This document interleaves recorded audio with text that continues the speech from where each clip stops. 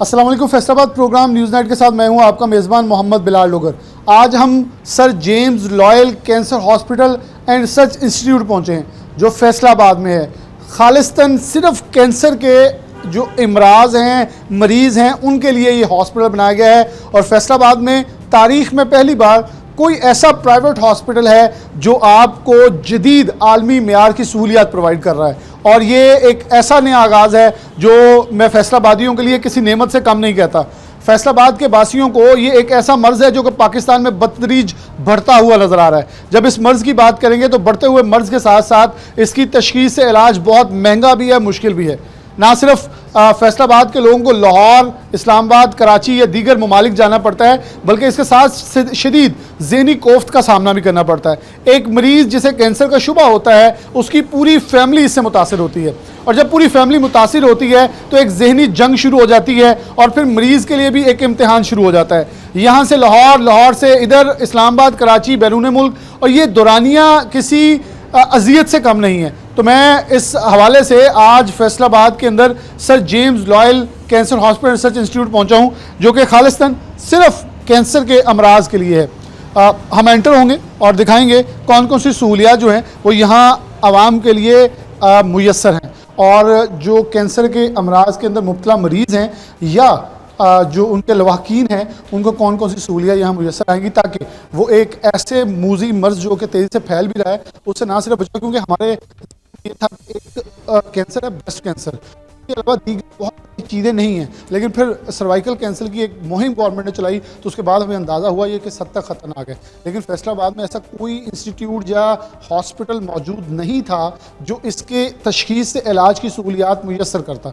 फिर बिला आखिर sir James loyal cancer hospital research institute के जो इंतज़ामिया ने फैसला लिया और मेरे ख्याल में ये मुश्किल नहीं, एक बहुत बड़ा जो कि फैसलाबाद के बासियों के लिए किसी नेमत से कम नहीं है। यहाँ हमारे साथ माहिरीन जो हैं इस हवाले से वो होंगे और सबसे पहले डॉक्टर साहब जो कि रूह रवां हैं उन्हीं से आगाज़ करूँगा और अज़ादार हुसैन आबदी भी हमारे साथ मौजूद होंगे जो कि हमारे हेल्थ एक्सपर्ट हैं, उनसे बात करेंगे। डॉक्टर साहब सबसे पहले प्रोफेसर साहब मौजूद हैं। अस्सलाम वालेकुम जी। डॉक्टर साहब बहुत शुक्रिया, आपने वक्त दिया। और बल्कि मैं दाखिल होते हुए ये कह रहा था ये किसी नेमत से कम नहीं है। मैं खुशखबरी नहीं कहता होता सेहत की, लेकिन एक सेहत जो है वो हज़ार नेमत है। फ़र्स्ट ऑफ़ ऑल मैं थैंकफुल हूँ आपका कि आप लोगों ने एक बहुत बड़ा और एक बहुत डॉक्टर साहब मुश्किल फ़ैसला किया कि फैसलाबाद के अंदर एक ऐसा इंस्टीट्यूट, एक ऐसा हॉस्पिटल हो जो स्पेसिफिकली डेडिकेटेड कैंसर के लिए हो कि उस मरीज़ के ऊपर, उस फैमिली के ऊपर जो कर्ब, जो मुश्किल, जो ज़हनी कोफ्त का सामना करना पड़ता है वो जितना मिनिमाइज़ हो सके वो किया जाए। थैंकफुल एंड स्टार्ट पे ये कैसे इनिशिएटिव आपके जहन में आया और इसके बाद फिर अगले question. First of all thank you very much जी, मैं आप लोगों का शुक्रिया अदा करता हूँ कि आप लोग इस कैंपेन का हिस्सा हैं। देखिए कैंसर का ट्रीटमेंट जो है वो इस वक्त पूरे मुल्क के अंदर एक बड़ा क्वेश्चन है। जो भी पेशेंट तेज़ी से केसेस नए डायग्नोज हो रहे हैं, हर बंदा, हर फैमिली जो इस सारे प्रोसेस में से स्ट्रगल कर रही है ना, वो परेशान है। तो सबसे पहले तो मैं अप्रिशिएट करूँगा पंजाब गवर्नमेंट और चीफ मिनिस्टर मोहतरमा मरियम नवाज शरीफ साहिबा का कि उन्होंने ये जो हेल्थ कार्ड की एक नई जो फॉर्म, कैंसर कार्ड की फॉर्म में, ये एक बहुत बड़ा इनिशिएटिव है। ये मुझे बीइंग एक्सपर्ट पता है कि कैंसर के ट्रीटमेंट के दौरान कितनी माली मुश्किलात हैं, ज़हनी मुश्किलात हैं, लोगों के और बहुत सारे मसाइल बनते हैं इसमें। तो सबसे बड़ा इशू फाइनेंशियल, तो ये मुझे पता चला कि 1 मिलियन तक पेशेंट्स को सब्सिडी इसमें होगी, तो एक बड़ा ये गवर्नमेंट का बातें हैं। Sir James loyal institute, research institute की तरफ इसके अंदर डेडिकेटेड कैंसर हॉस्पिटल्स की कमी है। मतलब कुछ प्राइवेट सेक्टर में, गवर्नमेंट सेक्टर में बहुत सारे हॉस्पिटल्स हैं, लेकिन हमें सिंगल स्पेशलिटी डेडिकेटेड हॉस्पिटल चाहिए जहाँ पे बाकी रश ना हो, कैंसर के मरीज़ एक कंफर्ट के साथ ट्रीटमेंट ले सकें, उनको वो सारे एक्सपर्ट्स अवेलेबल हो सारे। तो ये हमारा था, इसको लेके हम पिछले 10 साल से काम कर रहे थे। 2026 से हमने इसको स्टार्ट किया। ये ऑर्गेनाइजेशन पहले से यहाँ पे मौजूद थी, लेकिन इसको और सारा कुछ सब किया है। इसका नाम जो प्रपोज किया वो भी बड़ा सोच के किया कि फैसलाबाद जो है वो मतलब उसकी एक पहचान है ये नाम। प्लान हमारा ये है कि यहाँ पे एक कॉलर आबादी के लिए और फैसलाबाद के गिरदोनवा के जो लोग हैं उनके लिए अफोर्डेबल टर्म्स एंड कंडीशन पे कैंसर का ट्रीटमेंट पॉसिबल बनाएं।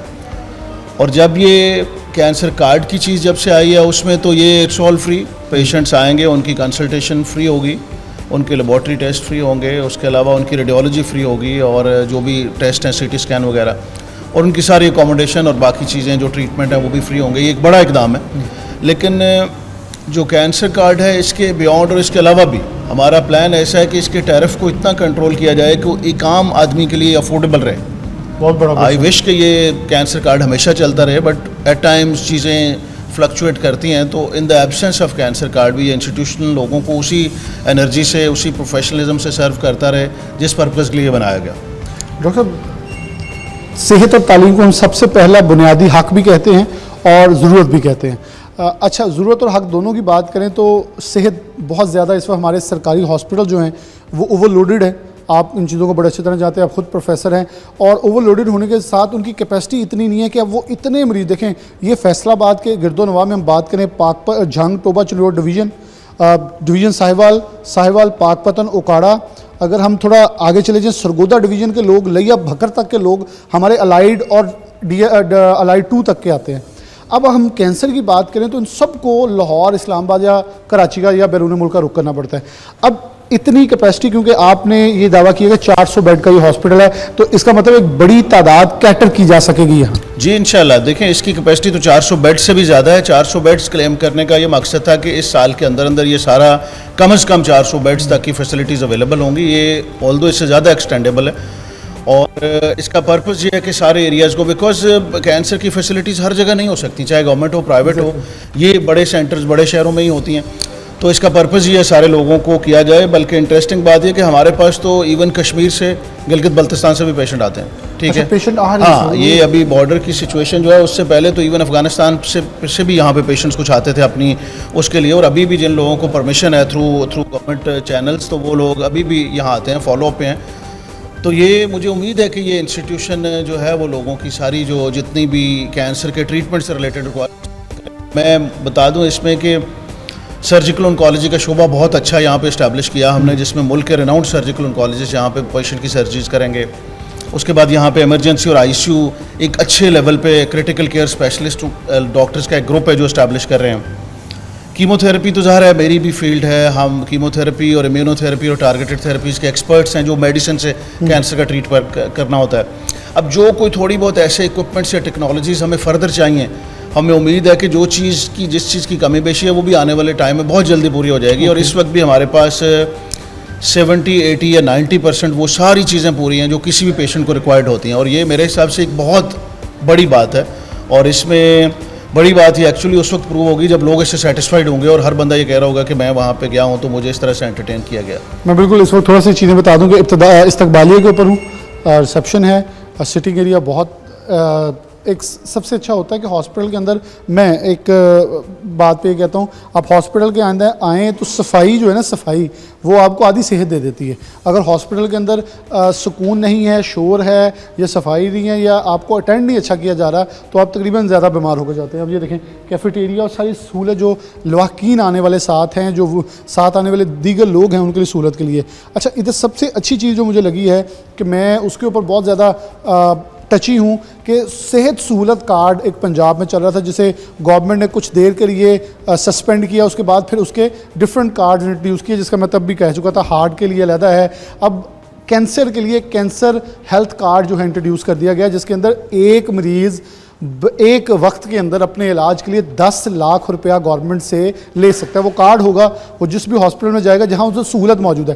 तो sir James loyal cancer hospital and research institute के अंदर ये बाकायदा सहूलत दस्तयाब है हुकूमत पंजाब की, मरीम नवाज़ वज़ीर पंजाब की तरफ से, कि आपके शहर में प्राइवेट हॉस्पिटल एक वाहिद है, उसके अंदर ये सेहत कार्ड कैंसर का आप यूज़ कर सकते हैं और आपको 10 लाख की इनफरादी जो सहूलत है मुयसर की, पूरी फैमिली की नहीं, आपको। अच्छा, फिर इसके बाद एक पूरे निज़ाम है जो चीज़ें, मैं डॉक्टर साहब चाहूँगा हम थोड़ा सा आगे चलें और साथ साथ चीज़ें देखते भी जाएँ। कमर आप वो हमने यहाँ पे अपॉइंट किए हैं, वो पेशेंट्स को फैसिलिटेट करते हैं।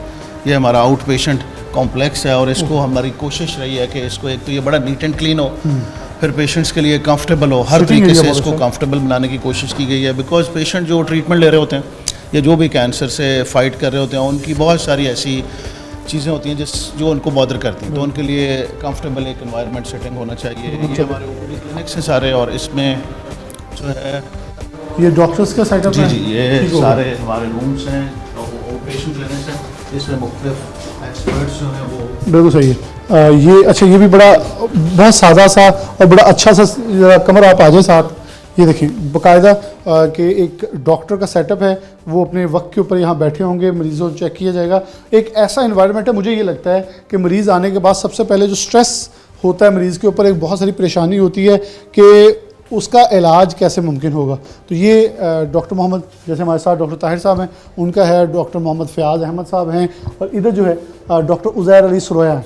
अब उनके टाइमिंग और हर चीज़ जो है वो है मेंशन्ड है। अब यहाँ से रेडिएशन ऑन है, ब्लड बैंक है, ये सारी जो चीज़ें हैं वो आइडेंटिफाई की हुई हैं उनकी। रेडियोलॉजी सेक्शन है, इसमें सीटी स्कैन है, सीटी स्कैन है, उसमें अच्छा latest है। हमारा 64 स्लाइस सीटी स्कैन है जो कि लेटेस्ट है, और वो जिस तरह से बड़ी ऑर्गेनाइजेशंस के पास होता है, और इसमें एक्टिवली यहाँ पे ये वर्क कर रहा है। इसमें डेली बेसिस पे पेशेंट के सीटी स्कैन्स हो रहे हैं। बिल्कुल सही। ये हमारा एरिया ब्लड बैंक का है, और ब्लड बैंक पे भी हमने इसको कोशिश की है कि अभी जितने भी इक्विपमेंट्स लगाए गए हैं वो सारे उनकी क्वालिटी, उनकी सारी चीज़ें मेंटेन्ड हों, और क्वालिफाइड लोगों को हायर किया है इसमें। सारे लोग मेडिकल लैब टेक्नोलॉजिस्ट हैं, उनकी 4 इयर्स की डिग्री प्रोग्राम से वो ग्रेजुएट हुए हुए हैं। जो इसके इंचार्ज हैं वो उनका 2 डेकेड्स का एक्सपीरियंस है, जो लैब टेक्नोलॉजिस्ट हैं।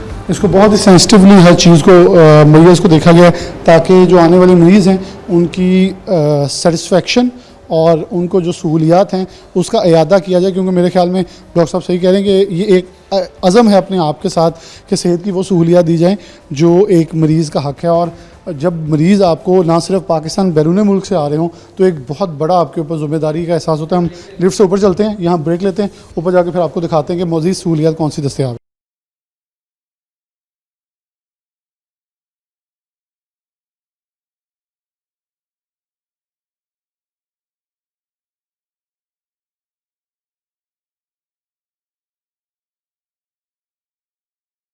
प्रोग्राम में जब इब्तदाई के बाद हम अंदर आए हैं तो मेडिकल सुपरिटेंडेंट के पास इस वक्त पहुँचे हैं, डॉक्टर अकमल साहब मौजूद हैं, और ये पूरे इस सेटअप को जो है इस वक्त लुक आफ्टर कर रहे हैं, हमारे साथ मौजूद हैं। इनसे बात का आगाज़ करें। डॉक्टर साहब बहुत शुक्रिया वक्त देने के लिए।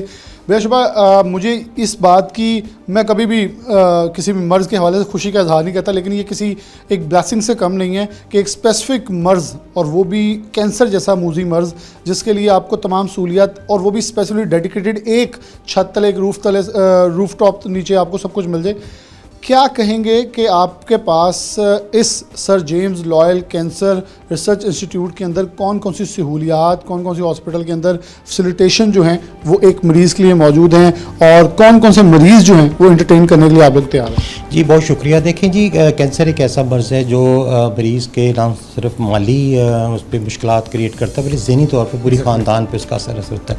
हमारा जो मेन मकसद है इस हॉस्पिटल का कि जो भी फैसिलिटीज़ हों वो हमें एक जगह, एक छत के तले में मिले। एक कैंसर का मरीज़ है वो एक जगह से एक टेस्ट करवाता है, फिर दूसरी जगह जाता है। हमारा मेन जो एम है कि वन विंडो ऑपरेशन हो और एक ही छत तले हम कैंसर के मरीज़ों को इलाज कर सकें, और एक बाइज़्ज़त तौर पे उनको यहाँ पे उनको हम एंटरटेन करें, उनको उनका एडमिशन करें, और जो भी जदीद फैसिलिटीज़ हैं जो दुनिया में मौजूद हैं वो हम प्रोवाइड करें, और एक स्टेट ऑफ द आर्ट ऐसा हॉस्पिटल बनाएं कि इस पूरे रीजन को वो कवर कर सके, ताकि मरीज़ों को दूर दराज इलाकों में जाना ना पड़े। ये हमारा मेन मकसद है यहाँ पे इस सर जेम्स हॉस्पिटल का। डॉक्टर साहब, तशख़ीस से इलाज, मैं कहता होता हूँ कि अल्लाह पाक सबको सेहत याद रखे, लेकिन एक मरीज़ को यहाँ से उठा के लाहौर लेके जाना, इस्लामाबाद, कराची लेके जाना, या बैरून मुल्क लेके जाना, और फिर एक बार उसकी तशख़ीस से जो इलाज है, बल्कि मुझे किसी दोस्त ने बड़ी खूबसूरत एक बात कही कि कैंसर एक ऐसा मर्ज़ है वो सिर्फ मरीज़ को नहीं पूरे ख़ानदान को होता है, सारे सफ़र करते हैं। तो अगर आपको आपके शहर में ये सहूलियात मिल जाए, देखें ये एक ब्लेसिंग से कम नहीं है कि sir James loyal cancer hospital and research institute जो है वो इतनी फैसिलिटेशन दे रहा है। तो आप क्योंकि एक बिल्कुल न्यू स्टार्ट है, और उसके अंदर फिर मरीम नवाज़ सेहत कार्ड के अम्ब्रेला के नीचे कैंसर कार्ड का इजरा, 10 लाख तक का इलाज मुफ्त होना, ये आप क्या समझते हैं कि आपके हॉस्पिटल के लिए और जो मरीज़ आ रहे हैं उनके लिए कितनी बड़ी आसानी पैदा करेगा? देखिए जी, मैं समझता हूँ कि ये जो कैंसर कार्ड का इजरा है, ये हुकूमत पंजाब की तरफ से, वज़ीर आला की तरफ से बहुत ही काबिल तहसीन है। जो आपने बात की है 10 लाख की, ये इसमें सबसे जो अच्छी बात है कि वो 10 लाख पर पर्सन है, पर फैमिली नहीं है।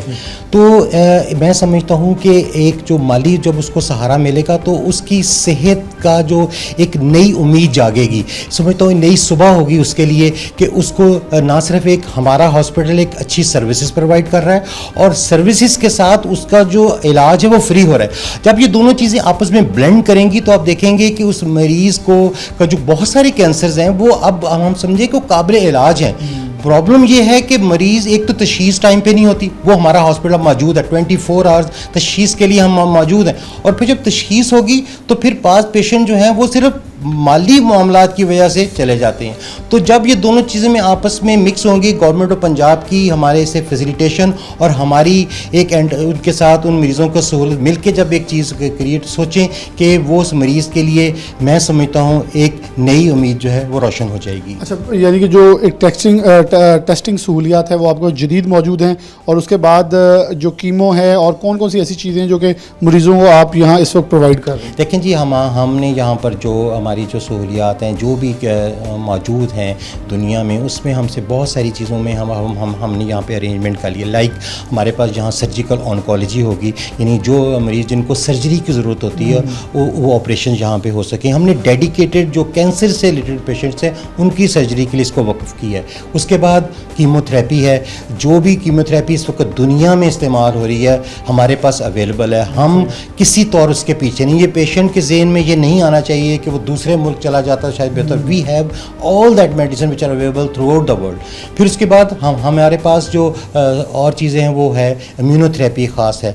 लेकिन आपने जब तशख़ीस की बात की, हमारे पास बहुत सारे लाइक CT स्कैन हमारे पास है, मेमोग्राफी हमारे पास है, एक्सरे की मशीन हमारे पास, ये हमारे पास 24 आवर्स सर्विस अवेलेबल है। और हमारे ऑन ड्यूटी टेक्नोलॉजिस्ट भी मौजूद होते हैं और रेडियोलॉजिस्ट भी उसको रिपोर्ट देने के लिए 24 आवर्स अवेलेबल होते हैं। बहुत शुक्रिया। डॉक्टर अकमल साहब हमारे साथ मौजूद है। बहुत ब्रीफली बता रहे थे कि हॉस्पिटल किस हद तक जो सहूलियात हैं तिब्बी कैंसर से मुतल्लिका स्पेसिफिकली प्रोवाइड कर रहे हैं, और प्रोग्राम में आगे लिए चलते हैं और दिखाते हैं कि वार्ड्स के अंदर और सहूलियात कैसे कैसे कौन कौन सी चीज़ें जो हैं मुस्तफ़ीद करेंगी। देखें, मैं फिर कह रहा हूँ कि ग्रेड वो एक लेवल बनाए हुए हैं, वो लेवल 1 के बाद हमारे मरीज़ के लिए एक ऐसी ख्वाब दिखा दिया जाता है कि अब आप इनकी खिदमत करें। हमने ये मिथ जो ख़त्म होती देखी है वो sir James loyal hospital and research institute में है, जिसके बारे में आपको मज़ीद बता देंगे। ब्रेक लेते हैं, दोबारा हाजिर हो।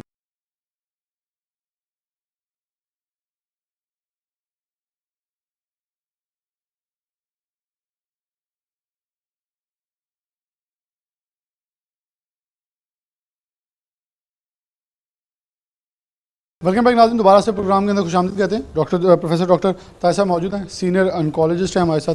डॉक्टर साहब बहुत शुक्रिया। और फिर आगे बढ़ते हुए, अच्छा अब जैसे आपने कहा दुनिया भर से, पाकिस्तान भर से मरीज़ आते हैं, तो उनकी सहूलियात के लिए कौन सी जो इलाज तशख़ीस की हमने बातें कर ली, तशख़ीस के अंदर कौन कौन सी फैसिलिटेशन, कौन सी जदीद मशीनरी वो आपने बताई। अब इलाज के लिए अगर खुदा न खास्ता किसी को ये तशख़ीस हो जाती है तो फिर उसके लिए क्या है कि जिनको यहाँ से हमें बड़ा अनफॉर्चुनेट बोलने को मिलता है कि फैसलाबाद में तो यही मिलता है लाहौर ले जाओ जी, या इस्लामाबाद के दूसरे शहरों में ले जाएँ।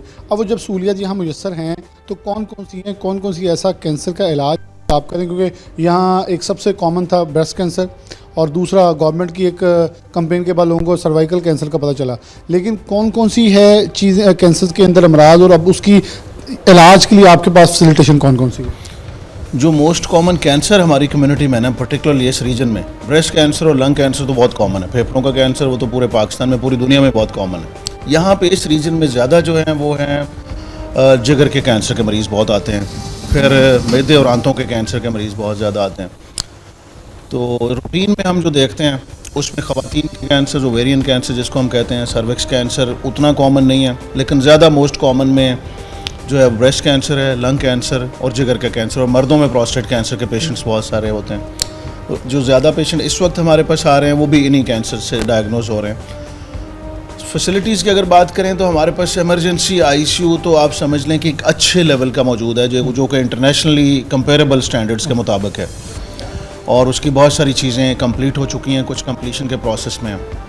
सर्जिकल ऑन्कोलॉजी का शोबा, ऑपरेशन थिएटर्स को स्पेशल रेनोवेट किया गया और उसमें जो कैंसर के माहिर डॉक्टर हैं जिनको सर्जिकल ऑन्कोलॉजिस्ट कहते हैं, जो कि आम जो हमारे जनरल सर्जन हैं उनसे वो डिफरेंट होता है कि वो सिर्फ ऑन्कोलॉजिकल सर्जरीज करते हैं तो वो हम ऐसे लोगों के साथ हमने एक टीम बनाई है जो कि यहाँ पे कैंसर के सारे ऑपरेशन करेंगे जो कि कैंसर सर्जरी से रिलेटेड होंगे। फिर जो कैंसर मेडिसिन का शोबा है वो बहुत अहम है, इसमें वो मैं जिक्र करना चाहूँगा कीमोथेरेपी अक्रॉस द बोर्ड, हर तरह की हमने एक बड़े लेवल की ड्रग स्टोरेज यहाँ पे बनाई है जिसमें हर तरह की कीमोथेरेपी की ड्रग्स, ओरल दवाइयाँ, इंजेक्शंस की फॉर्म में जो चीज़ें हैं, टारगेटेड थेरेपीज़ पूरी दुनिया में यूज़ होती हैं। पिछले 10, 15, 20 सालों से उसका बहुत ट्रेंड हो गया कि ऐसी दवाइयाँ यूज़ होती हैं जिनके साइड इफ़ेक्ट्स कम हैं और कैंसर कंट्रोल ज़्यादा है। हर तरह की टारगेटेड थेरेपी यहाँ अवेलेबल है। इम्यूनोथेरेपी आजकल लेटेस्ट तरीका इलाज है। इम्यूनोथेरेपी का यूज़ हमारे पास इतना कॉमन है, जिस तरह के आम डॉक्टरी में कोई भी कॉमन लोग इलाज कराते हैं कि immunotherapy her every second third patient is getting immunotherapy. तो जो कैंसर मेडिसिन का शोबा है वो बहुत प्रोफाउंड है, उसमें हमारे पास 4 स्पेशलिस्ट डॉक्टर हैं और 1-2 लोग और ज्वाइन कर रहे हैं। एक जो मैं पर्टिनेटली मेंशन करना चाहता हूँ, बच्चों के कैंसर और ब्लड की बीमारियां जो है, पीडियाट्रिक हीमाटोलॉजी ऑन्कोलॉजी जिसको कहते हैं, हमारे पास सीनियर कंसल्टेंट हैं। एक शोबा उसके लिए हमने इस्टेब्लिश किया है कि जो बच्चों के कैंसर्स हैं या बच्चों के खून की बीमारियां हैं उनका हमारे पास ट्रीटमेंट का तरीकाकार और सारा कुछ वो इंतज़ामात बहुत अच्छे हैं। सिमिलरली इसके बाद डायग्नोस्टिक वाली पहले बात हो गई कि डायग्नोस्टिक्स में रेडियोलॉजी और पैथोलॉजी की सर्विसेज बहुत सारी ऑन साइट अवेलेबल हैं और कुछ जो आउटसोर्स्ड कुछ पोर्शन है वो भी जैसे एक्रेडिटेड फैसिलिटीज़ के साथ है। तो ये मेन चीज़ें हैं जो इस वक्त हम सारी कर रहे हैं।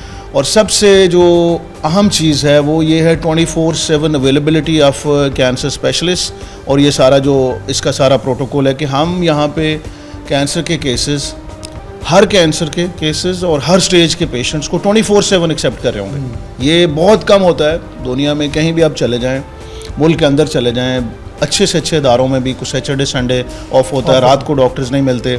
यहाँ पे ऐसा नहीं होगा, 24/7 चीज़ें अवेलेबल होंगी, हर तरह के पेशेंट एक्सेप्ट किए जाएंगे और उनको जहाँ ज़रूरत होगी, रात को भी ज़रूरत होगी तो स्पेशलिस्ट कंसल्टेंट जो ऑन्कोलॉजिस्ट है वो ख़ुद देखेंगे, अदरवाइज़ इमरजेंसी ICU की टीम देखेगी। तो ये एक बड़ा इसमें अहम चीज़ है कि फॉर एग्ज़ाम्पल ईद की छुट्टियाँ होती हैं, ऐसी चीज़ें आ जाती हैं, बाज़ का त्यौहार आ जाते हैं, लेकिन ये इंस्टीट्यूशन खुला रहेगा on every day 24/7 to serve the patients. Professor साहब, एक चीज़, जब इसे हम इंस्टीट्यूट कहते हैं तो क्या फ्यूचर में आप इसके अंदर ख़ास तौर पर स्टूडेंट्स की कोई ख़ास प्रोसेस ट्रेनिंग, उनकी स्पेशल एजुकेशन इसको ऊपर लेकर जाने के ख्वाह हैं? क्योंकि फैसलाबाद के अंदर अगर हम ऑन्कोलॉजी डिपार्टमेंट, जैसे आप खुद बहुत सारे जगहों के ऊपर इनको हेड कर रहे हैं, तो एक बहुत बड़ा सवाल होगा जिसका फैसलाबाद में एक बहुत बड़ा सेक्टर मिस था, वो आपने आगाज़ तो कर लिया है, तो लेटर उन्होंने इसका मुस्तकबिल आपके जहन में, वो डेफिनेटली एक 10 साल की सोच है, तो उसका फ्यूचर भी आपके जहन में होगा। बड़ा अच्छा आपने सवाल किया है। हम बिल्कुल इस लाइन पे सोच रहे हैं कि इसको हम पोस्ट ग्रेजुएशन के लिए प्रिपेयर करें और यहाँ पे स्पेशलिस्ट डॉक्टर्स की आगे ट्रेनिंग हो, यानी फ्यूचर ऑन्कोलॉजिस्ट जो हैं वो यहाँ से पैदा हों और उनकी इस लेवल की ट्रेनिंग मौजूद हो। और मुझे उम्मीद है कि हम आने वाले 1 से 2 सालों में पोस्ट ग्रेजुएट ट्रेनिंग इसमें स्टार्ट करेंगे। एक जो अहम चीज़ अभी डेवलप हो रही है वो है sir James Lyell institute of health sciences, allied health sciences. वो हम उसमें नर्सिंग कॉलेज शुरू करने के प्रोसेस में हैं, क्योंकि ये नर्सिंग और ये पोस्ट ग्रेजुएट एजुकेशन जो है ये किसी भी इदारे की बैकबोन होती है। इससे ना सिर्फ टीम वर्क में इजाफा होता है, मैन पावर आपके पास ज़्यादा होती है, हाँ, स्किल आप ट्रांसफ़र कर रहे होते हैं और फ्यूचर लीडर जो है वो डेवलप होते हैं। तो ये हमारे बिल्कुल एजेंडा पे है और हम इस पे काम कर रहे हैं बहुत तेज़ी से। अच्छा, आपने जैसे बताया कि आजकल हमारे बहुत सारी चीज़ें हैं कि हमारे, अच्छा, इसमें कोताहियाँ बहुत सारी हैं। जैसे हम अताई के पास गए, उसे अपने दांत का इलाज करवा लिया, हमने कहा डेंटल सर्जन जो है या डेंटिस्ट जो है ज़्यादा पैसे लेता है, कोई नहीं, गली में ले को चल जाने। अब उसका खमियाजा इतना बड़ा भुगतना पड़ता है कि वो छोटा सा लगने वाला कट जो है वो हमें ज़िंदगी और मौत के दरमियान में खड़ा कर देता है, कश्मकश शुरू हो जाती है। यहाँ से बहुत सारी ऐसी कोताहियाँ हैं जो हमारी हमें इस कैंसर की तरफ लेके आ रही हैं। आप क्या समझते हैं कि माशरे के अंदर जो फैलती हुई ये अतायत है, इसके ख़िलाफ़ गवर्नमेंट बहुत कुछ कर रही है, इदारे बहुत कुछ कर रहे हैं, लेकिन अल्टीमेटली आप इसके ऊपर क्या कहेंगे कि कैंसर जो है इसके तदारक के लिए भी डेफिनेटली आप बहुत सारी रिसर्चेज, बहुत सारे आर्टिकल्स, बहुत कुछ निकालेंगे ताकि लोगों को इससे भी आगाही हो, ऐसे सेमिनार्स भी करेंगे ताकि लोगों को पहले रोका भी जाए ताकि इस पूरे प्रोसेस से वो महफूज रहें। बड़ा आपका ये रेलेवेंट सवाल है। WHO आलमी अदारा सेहत कहता है कि इन्फेक्शन जो है ना वो बहुत बड़ा एक रीज़न है कैंसर होने का, और हमारे रीजन में हेपेटाइटिस इन्फेक्शन और HPV जिसकी गवर्नमेंट ने कैंपेन भी चलाई थी वो बहुत है। हेपेटाइटिस एक ऐसा इन्फेक्शन है जो प्योरली ऐसे हेल्थ केयर सेटअप से फैलता है जो रिकग्नाइज नहीं होते हैं, जिनकी क्वालिटी अच्छी नहीं होती, और पर्टिकुलरली जो चीज़ें वो आती हैं जो रजिस्टर्ड नहीं है, मतलब जो अतायत या इस तरह की चीज़ें हैं जो भी डेंटिस्ट्री के छोटे छोटे सेटअप मुख्तलिफ पोर्टेबल लोग लेके बैठे होते हैं, वो इन्फेक्शन का बहुत बड़ा सोर्स है। और ये इन्फेक्शंस भी कुछ ऐसी हैं जो कि आगे जाके कैंसर का सबब बनती हैं। तो मैं समझता हूँ पंजाब हेल्थ केयर कमीशन जो है उसका बड़ा ये अच्छा है कि उन्होंने इसके ऊपर बड़ी रोबस्ट किस्म की कैंपेन चलाई और इसको कंट्रोल करने में बहुत हद तक कामयाब है, और मज़ीद कामयाब होने की ज़रूरत है। दूसरा टोबैको कंट्रोल जो है उसके ऊपर भी गवर्नमेंट ने बहुत पिछले दिनों में वेपिंग के ऊपर कुछ उसके ऊपर पाबंदी लगाई और सारा कुछ किया। तो मैं समझता हूँ कि यही वो इकदाम हैं, इससे ना सिर्फ ये जो गैर सेहतमंदाना सोसाइटी के अंदर रवैये हैं वो भी रुकेंगे, उसकी बजाय जो कैंसर्स हैं उनका जो इंसिडेंस कम होगा और हमारे केसेस जो हैं वो भी कम आएंगे, कम उसमें लोगों को मतलब वो कैंसर से मुतासर होंगे।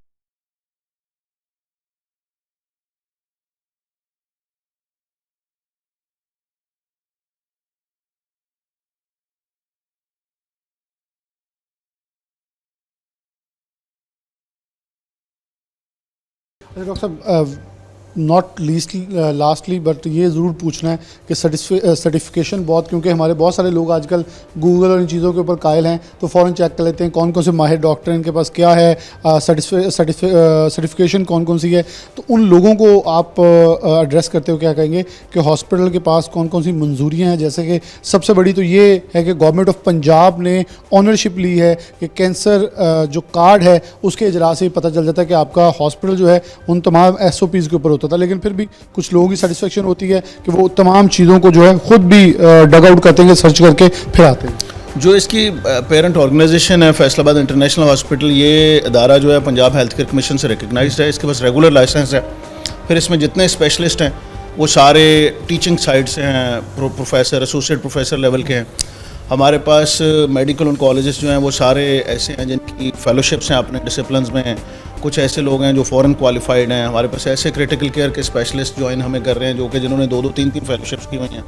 तो जब आप इंडिविजुअल डॉक्टर्स की या इंडिविजुअल स्टाफ मेंबर्स की चीज़ों में जाएंगे तो this will be one of those hospital जिसमें कि नर्सिंग जो है ना वो भी हमने कोशिश की है कि वो BSc नर्सिंग, ऐसे रेगुलर नर्सिंग कैडर के लोग हों, और सिमिलरली जो लैब और रेडियोलॉजी है और एनेस्थीसिया उसमें भी टेक्नोलॉजिस्ट हैं, टेक्नीशियंस पे नहीं है सिर्फ, मतलब सारे लोग क्वालिफाइड हैं जिनकी प्रॉपर उस फील्ड में 4-4 साल के डिग्री प्रोग्राम्स में उन्होंने मतलब किया हुआ। ये मैं बात कर रहा हूँ एनेस्थीसिया और ऑपरेशन थिएटर टेक्नोलॉजिस्ट की, ये मैं बात कर रहा हूँ लैब टेक्नोलॉजिस्ट की, हाँ, और ये मैं कह रहा हूँ नर्सिंग स्टाफ के। और जो डॉक्टर्स हैं वो सारे उनकी 2-2, 3-3 फेलोशिप्स हैं अपने रेलेवेंट डिसिप्लिन्स में।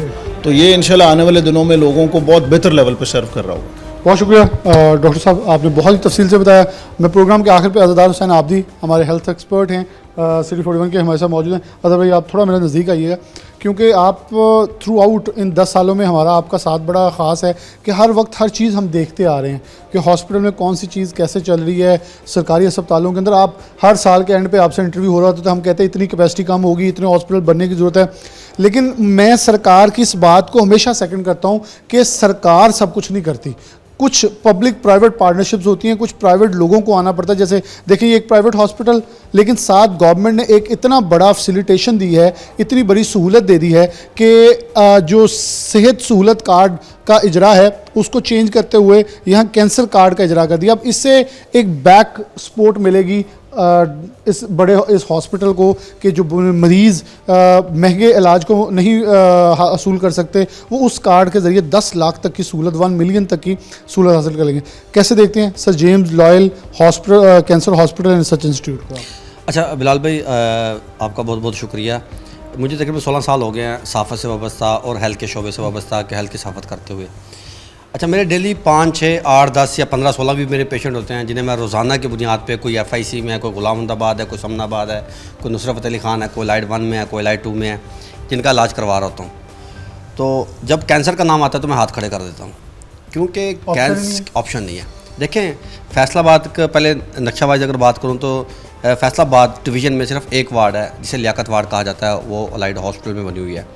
और वो तकरीबन 40 से 50 बेड पे मुश्तमिल एक वार्ड है। 1.5 करोड़ की आबादी के लिए, ये भी बता दें। हाँ जी। फैसलाबाद 1 करोड़, झांग टोबा जो 1.5 महकमा हेल्थ करोड़। एंड पॉपुलेशन के दादोशुमार के मुताबिक, क्योंकि आए रोज़ पोलियो कंपेन होती है, तो उनके मुताबिक फैसलाबाद की आबादी 96,86,720 के करीब, 756 के करीब उनकी फिगर है कि फैसलाबाद की आबादी तकरीबन 97 लाख हम कह सकते हैं। अगर डिवीज़न फैसलाबाद के हाल से बात की जाए, ना सिर्फ आप डिवीज़न फैसलाबाद बल्कि आप डिवीज़न सरगोदा को भी बीच में शामिल करें, और कि हमारे पास मियाँ वाली, बखर, खुशाब, यहाँ से भी जो कैंसर के पेशेंट आ रहे हैं, तो उनके लिए सिर्फ और सिर्फ लियाकत वार्ड है। अब होता क्या है, जैसे मैं बात सुन रहा था डॉक्टर तार बशीर साहब की, तो उनका ये कहना था कि शाम या रात के औकात में भी अगर कोई मरीज़ आता है तो उसे भी यहाँ पे जो है वो इंटरटेन किया जाएगा, उसे भी अकोमोडेट किया जाएगा। होता क्या है, कैंसर का पेशेंट अगर कोई शाम के वक्त में आता है, उसे नहीं पता होता, जब वो पहुँचता है तो उसे पता चलता है कि ये कैंसर का जो इलाज है वो शाम के वक्त में चेकअप उसका नहीं होता, सुबह के वक्त में आना पड़ता है। तो मैंने कई मरीज़ों को वापस जाते देखा है, या फिर वो बाहर जो राहदारियाँ होती है वहाँ पर शाम और रात जो है गुजारने में मजबूर होते हैं। होता कुछ इस तरह है कि यहाँ पे जब पेशेंट रात के वक्त आएगा, सुबह के वक्त आएगा या शाम के वक्त आएगा, तो 24 घंटे यहाँ से जो है वो यहाँ मुस्तफ़ीद हो सकता है इलाज के वाले से। तो पहले ये सिर्फ और सिर्फ अलाइड अस्पताल 1 में जो सुबह के औकात में ये सहूलत मौजूद थी, शाम और रात में मरीज जो थे वो ख्वार हो रहे थे। अभी भी मेरे कैंसर वार्ड अलाइड 2 में अलाइड 1 में 2 मरीज़ मौजूद हैं। अब उनके लिए इंजेक्शन चाहिए। इंजेक्शन जो है सरकार फराम नहीं कर सकती। वो क्या होता है, जो गरीब लोग होते हैं वो ज़कात फार्म बनाते हैं, ज़कात फार्म जो है वो 6-6 महीने लेट हो जाता है। वो जो इंजेक्शन का एक टाइम पीरियड होता है कि उस टाइम पीरियड के दौरान आपने दूसरा इंजेक्शन, फिर तीसरा, फिर चौथा आपने जो इंजेक्शन लगवाना है, जब वो 6-6 महीने एक ज़कात फार्म मिलता ही नहीं मरीज़ों को, अगर मिलता है तो 6-6 महीने उसका जो इंजेक्शन है या ट्रीटमेंट जो है वो लेट हो जाती है, तो जो उसकी पहले से ट्रीटमेंट हुई होती है सारी की सारी ज़ाया हो जाती है। फिर वो नए सिरे से जो है वो मरीज़ को जो दोबारा से जो है अपना इलाज करवाना पड़ता है। कैंसर में हमने ये देखा है कि ये ख़ास नौइयत का काफ़ी हसास किस्म का ये मर्ज़ है।